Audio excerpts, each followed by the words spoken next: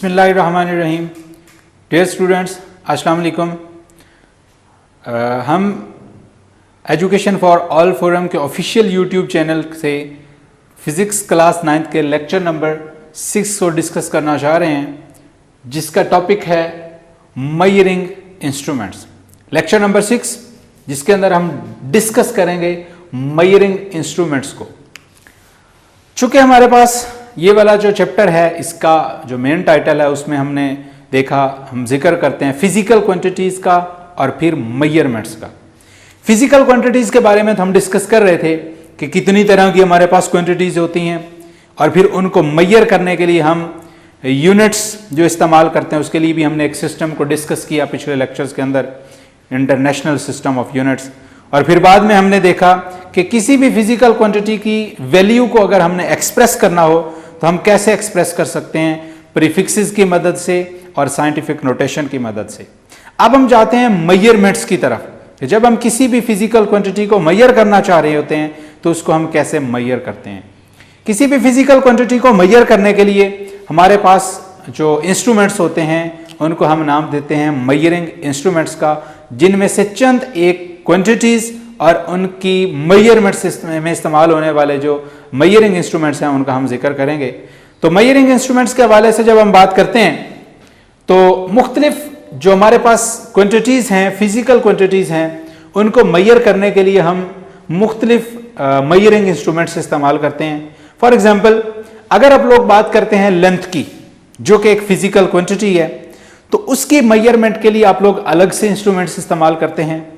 और अगर आप लोग बात करते हैं किसी मैथ्स की, किसी भी फिजिकल क्वांटिटी को एक्सप्रेस करने के लिए, बयान करने के लिए, उसकी मेजरमेंट के लिए हम एक अलग से इंस्ट्रूमेंट इस्तेमाल करते हैं। जब हम मैथ्स की बात करते हैं तो मैथ्स के लिए हम एक अलग से इंस्ट्रूमेंट इस्तेमाल करना पड़ेगा और वो कहलाएगा मैथ्स मेजरिंग इंस्ट्रूमेंट।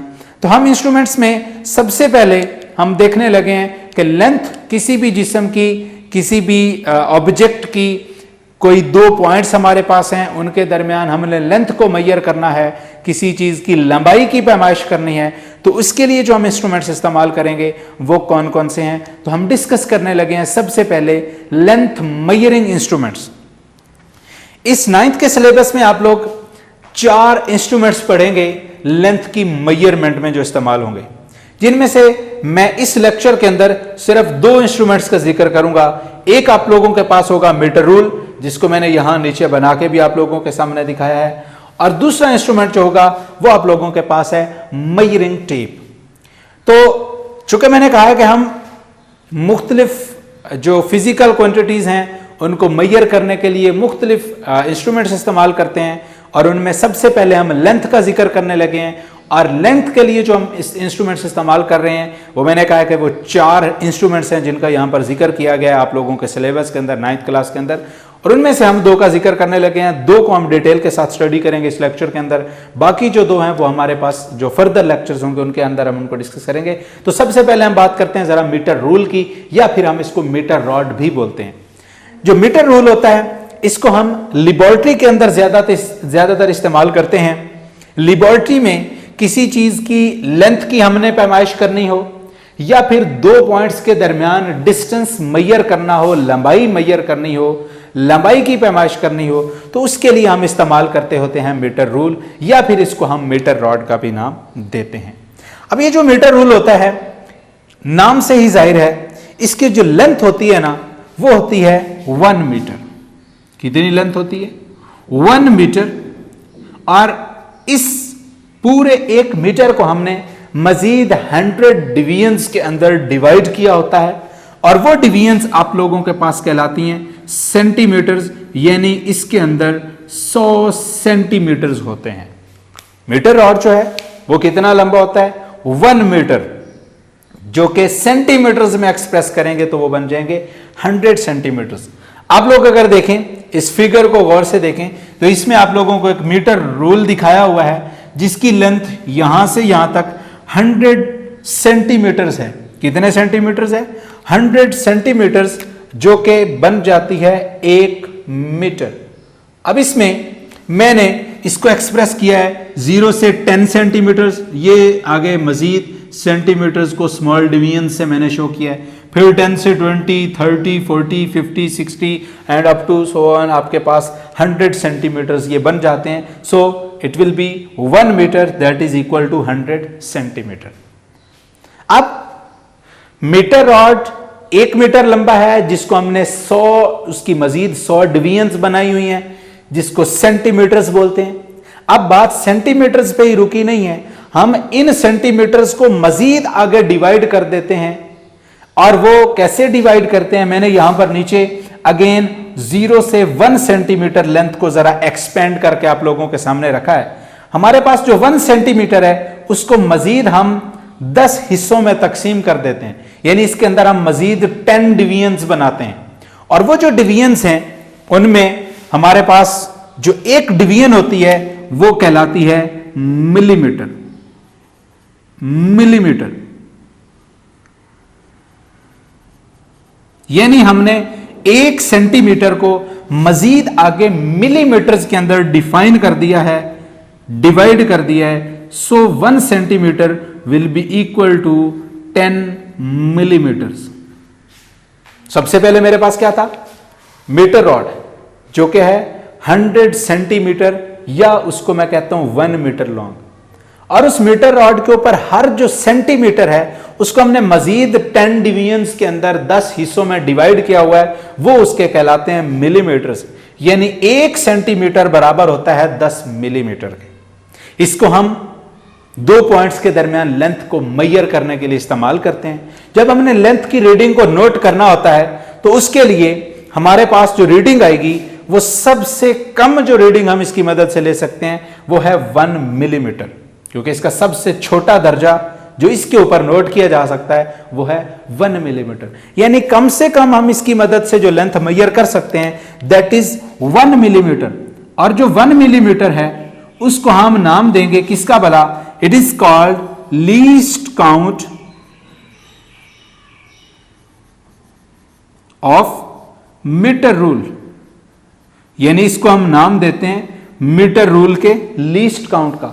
वो छोटी वैल्यू जिसको हम मेजर कर सकते हैं, जो हम कम से कम रीडिंग इसकी मदद से ले सकते हैं, वो है 1 मिलीमीटर तक। यानी ये 1 मिलीमीटर तक छोटी पैमाइश की एक्यूरेट जो वैल्यू है, रीडिंग है, वो हमें प्रोवाइड कर सकता है। सो सबसे छोटी वैल्यू जो इसकी मदद से नोट करेंगे वो 1 मिलीमीटर होगी और इसको हम नाम देंगे least count of the metre rule.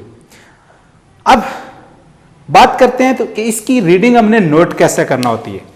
जब भी हम इसको इस्तेमाल करते हैं 2 पॉइंट्स के दरमियान लेंथ को मेजर करने के लिए, तो जब हम इसकी रीडिंग इसकी नोट करने लगते हैं तो इस बात का ख्याल रहे कि हमने जो अपनी आंख जिसकी मदद से रीडिंग नोट करनी है वो जिस पॉइंट पर हम रीडिंग नोट करने लगे हैं उसके बिल्कुल सामने 90 डिग्रीज के एंगल पे हमने अपनी आंख को रखना है और उस रीडिंग को करना है नोट।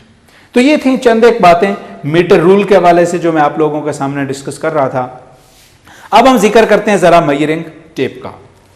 मीटर रूल में आप लोगों ने देखा सिर्फ हम 100 सेंटीमीटर्स तक यानी 1 मीटर तक पैमाइश हम ले सकते हैं, और वो पैमाइश हमारे पास सेंटीमीटर्स और मिलीमीटर्स के अंदर होगी, और कम से कम पैमाइश हमारी 1 मिलीमीटर काउंट होगी, जिसको हम लीस्ट काउंट का नाम देते हैं, जो कि इस मीटर रूल का लीस्ट काउंट कहलाता है। जबकि मेजरिंग टेप जो होती है ये 1 मीटर से ज्यादा जब लेंथ हमारे पास होती है 2 पॉइंट्स के दरमियान, उसको मेजर करना हो तो हम इसको इस्तेमाल कर सकते हैं। ये जो मेजरिंग टेप होती है ये हमारे पास 10 मीटर्स या 20 मीटर्स या फिर 50 मीटर्स या फिर 100 मीटर्स, यानी इतनी ज्यादा जो रेंजेस हैं उसके अंदर ये अवेलेबल हो सकती हैं। और इसके ऊपर जो निशानात होते हैं वो सेंटीमीटर्स के अंदर भी होते हैं, इंचेस के अंदर भी होते हैं। तो ये हमारे पास जो मेजरिंग टेप है उससे ज्यादा लंबाई हमने अगर पैमाइश करना हो 1 मीटर से ज्यादा तो मेजरिंग टेप को इस्तेमाल किया जाता है। ज्यादातर आप लोगों के पास ये जो कारपेंटर्स हैं, जो मिस्त्री हैं, काम करने वाले, मुख्तलिफ चीज़ों को डिज़ाइन करने वाले, बनाने वाले, या ये दीवारों को, कमरों को बनाने वाले जो मेमार होते हैं, दीवारों की लेंथ को मेजर करने के लिए ये इसको दीवारों की लेंथ वगैरह मेजर करनी हो, जो हमारे पास मेमार होते हैं दीवारें बनाने के लिए, बनाने वाले, तो इसकी मदद से मेजर कर सकते हैं, क्योंकि हमें उसकी एक ख़ास हाइट मैयर करना होती है, लेंथ मैयर करना होती है। तो जब ज़्यादा लंबाई की पैमाइश करना हो, मोर देन 1 मीटर, तो हम इसको इस्तेमाल करते हैं। अब ये वाली जो मैयरिंग टेप है ये मुश्तमिल होती है एक लॉन्ग स्ट्रिप के ऊपर, means it is made of a long strip. वो जो लॉन्ग स्ट्रिप हम बनाते हैं वो मुख्तलिफ मटेरियल्स की बनी हुई हो सकती है, जिनमें आप लोगों के पास कॉटन हो सकती है, या फिर ये जो स्ट्रिप है ये बनी हुई हो सकती है किसी प्लास्टिक मटेरियल की, या फिर आप लोगों के पास ये बनी हुई होती है किसी मेटल की। वो मेटल आप लोगों के पास स्टील वगैरह कोई भी इस्तेमाल किया जा सकता है।